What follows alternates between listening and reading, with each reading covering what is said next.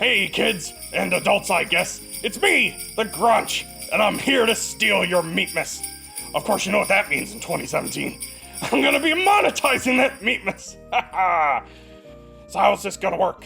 Well, if you want your Meatmas gifts, you're gonna have to strap your prawn those privilege goggles and get to work for old Graunchy. You're the customer, which means these days in video games, you're also the product! What you're gonna do for old Graunchy is blast some holiday wieners and collect the virtual currencies they drop. What kind, you ask? 18 of them! Why 18? Well, to obfuscate the fact that you're doing the same repetitive set of tasks by skinning them with pleasant sounds and pretty colors and an analytically determined cadence to maximize your psychological dependence on your next hit of dopamine, of course. And what can you do with those currencies? Well, you can unlock recipes to make other currencies using this festive Meatmas holiday currency grinder. Isn't it so shiny? And once you've collected enough of the premium currencies, you can spend them on EAPA boxes. What are those? They're earliest access pride and accomplishment boxes.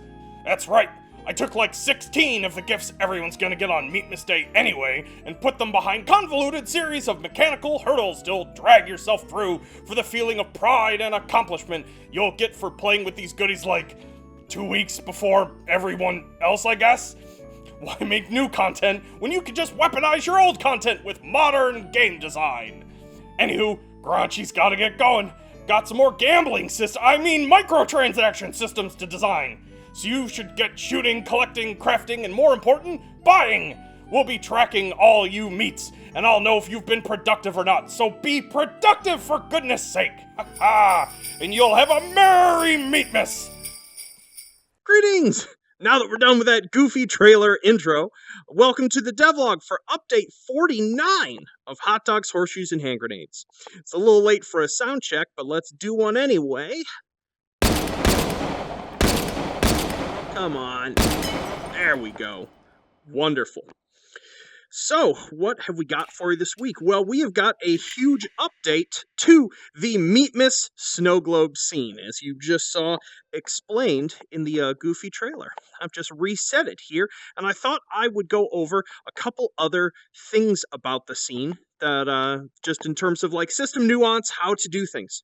So, we have a modified version of the bot spawner that is in this scene that spawns pepperonis, which are armed with various sorts of holiday ray guns, and as well as just some subtle differences in their behavior and pathing. You'll notice there's no item spawner, and the reason for that is that, aside from our sort of starting 1911 and a couple melee weapons lying around, you have to buy your guns to temporarily use in this scene.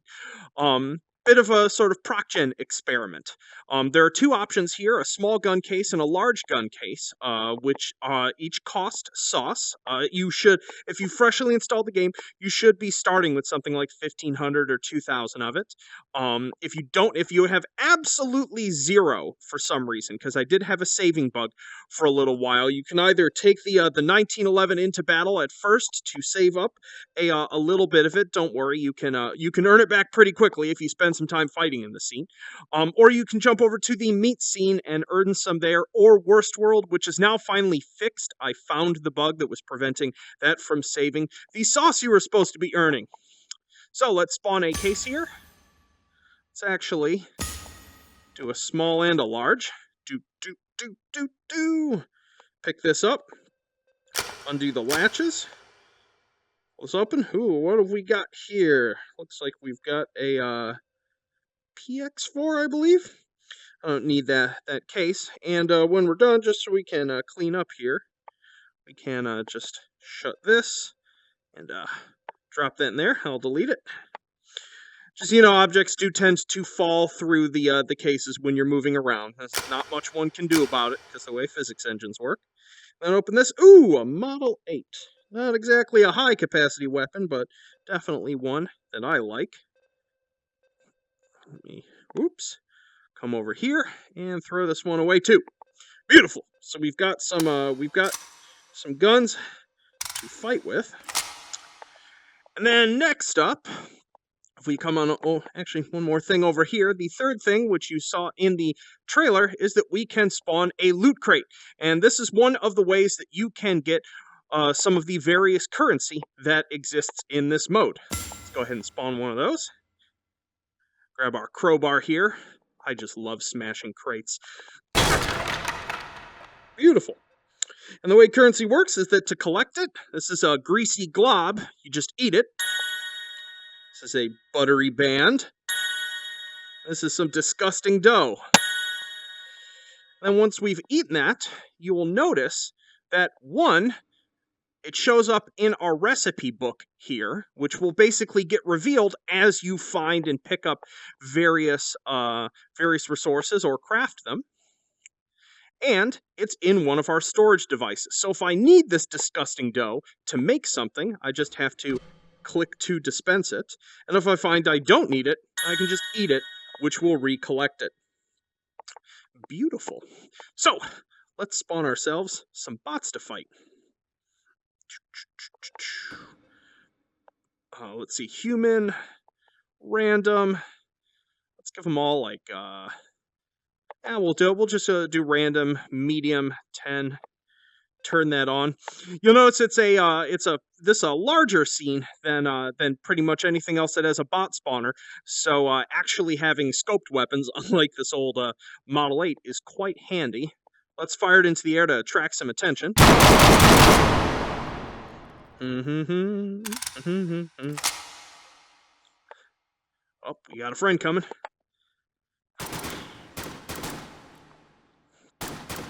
Ooh.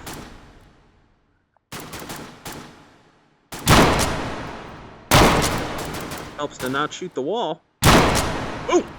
Let's see if he dropped anything.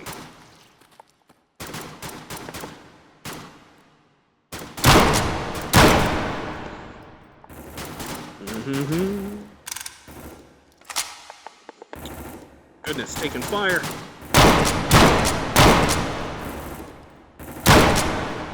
Oh, that one dropped some sauce. Get any other drops there? Looks like just sauce. So basically, the bots that you're fighting are going to primarily drop sauce and health, and every now and again, they'll drop some rare resources.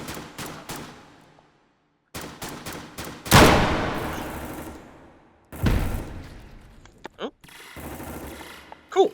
Let's go ahead and come back up here.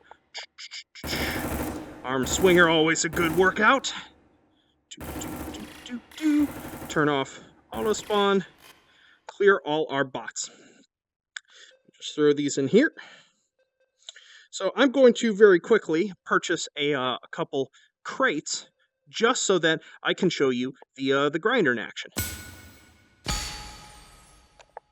Oh, beautiful. Let's use our sledgehammer here. Yeah, here we go.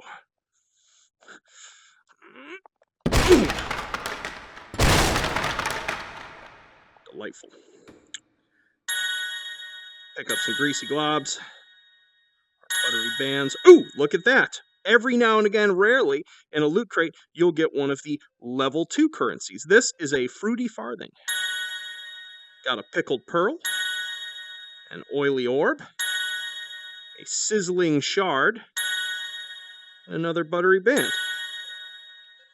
Let's see if... Oh, yep. So we have a complete recipe we can work with over here, which is the first one.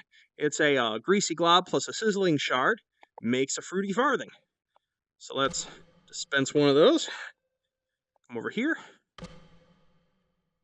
Grab one of these here. Come on over to our grinder. Toss these up into here.